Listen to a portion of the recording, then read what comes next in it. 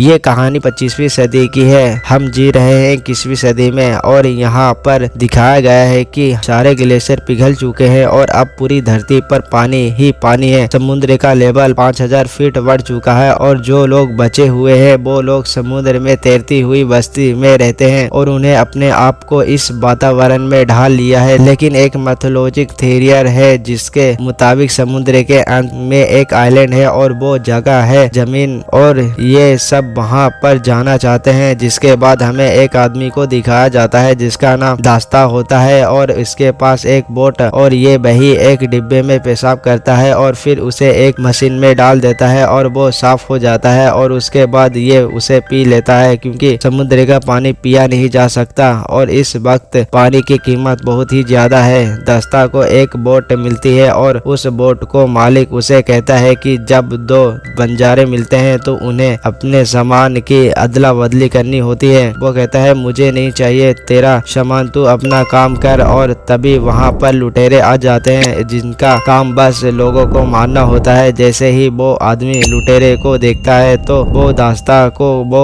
फल दिखाता है जो उसने अभी अभी उसकी बेटी से चुराए थे और वो कहता है कि तुम मारोगे, तुम यहाँ से अभी नहीं निकल पाओगे क्योंकि दास्ता अभी बोट खराब थी। लेकिन दास्ता की बोट काफी एडवांस होता है और वो कुछ बटन को दबाता है और ये देखकर जो उसके फल चुरा कर भागा था वो दास्ता की बोट के पर्दे फाड़ देता है, जिस वजह से दास्ता की वो बोट स्लो हो जाती है। लेकिन वो लुटेरे उसकी बोट को देख लेते हैं और उसे मार देते हैं। दास्ता उन्हें नहीं दिखता इसलिए वो बच जाता है। दास्ता जल्दी बस्ती तक पहुंच जाता है और उन्हें मिट्टी दिखाता है। मिट्टी देखकर वो लोग चौंक जाते हैं क्योंकि जिस तरह आज के युग में हीरे जवाहरात कीमती है उसी तरह उस टाइम मिट्टी की कीमत बहुत ज्यादा होता है और दस्ताना इसके सहारे जल बस्ती में एंट्री हो जाता है। और जब वो दास्ता की मिट्टी को तोलते हैं तो 3 किलो 500 ग्राम होता है। उसके बाद दास्ता को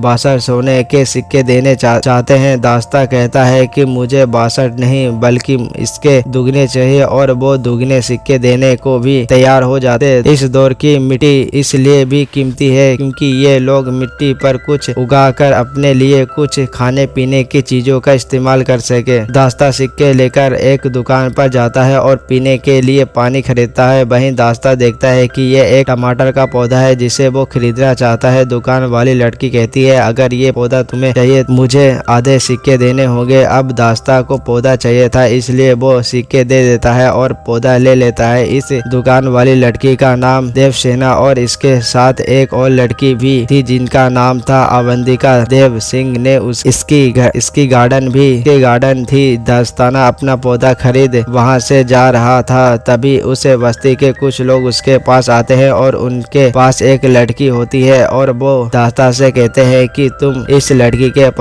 लड़की के साथ संबंध बनाओ और जब ये गर्भवती हो जाए तो तुम वहां से सामान लेके जा सकते हो। बस्ती वाले दास्ता को ऐसा इसलिए कहते हैं क्योंकि दास्ता इसकी बस्ती का नहीं है, वो बाहर से आया है और इनकी बस्ती वाले की जो प्रजाति है वो कमजोर है। लेकिन दास्ता ने साफ साफ मना कर देता है कि तुम्हारे पास कुछ भी नहीं है मुझे देने के लिए। दास्ता जाने लगता है लेकिन तभी उन लोगों को शक होता है कि ये एक लुटेरा है इसलिए वो उसे पकड़ लेता है और वो देखते ही उसके कान के पीछे गिल्स देखने के बाद एक आदमी चिल्लाता है कि ये एक म्यूटलेट है और वे उसे कैद कर लेते हैं और पानी में डुबाने शुरू कर देते हैं ताकि उसके मरने के बाद उसके शरीर को गलाकर खाद बनाया जा सकता है। लेकिन उससे पहले ही दास्ता पानी में डूबे लुटेरे उस बस्ती पर हमला कर देते हैं। दास्ता डूबने लगता है तभी उसकी मदद के लिए वहां देव सेना आती है। वही कहती है कि मैं तुम्हें बचा सकती हूँ लेकिन बदले में तुम्हें हमें अपने साथ ले जाना होगा। दास्ता मान जाता है और ये तीनों वहां से फरार हो जाते हैं और लुटेरे बस्ती को तबाह करके उसे पर कब्जा कर लेते हैं। लुटेरे का सरदार कहता है कि मुझे टैटू वाली लड़की चाहिए। दरअसल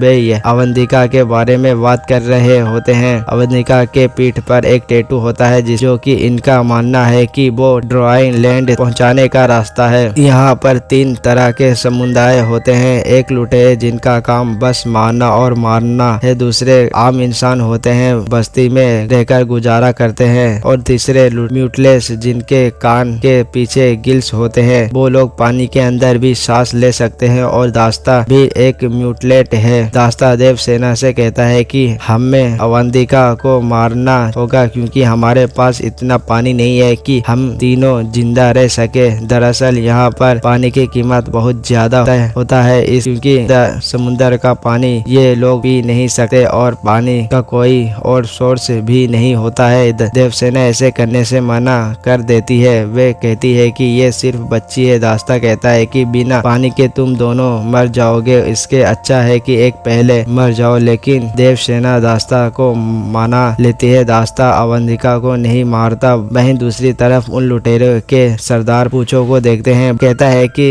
उसे किसी भी कीमत पर वो टैटू वाली लड़की चाहिए और वो इसलिए अपने आदमियों को प्लेन से दास्ता के पीछे भेजता है। वो लोग दास्ता के पास पहुंच जाते हैं और उन पर हमला बोल देते हैं। दास्ता हथियार लेने अंदर जाता है और ऊपर देवसेना को लगता है कि दास्ता भाग गया है, इसलिए देवसेना खुद उस लड़ाई में कूद पड़ती है और वे वहीं कैद हो जाती है।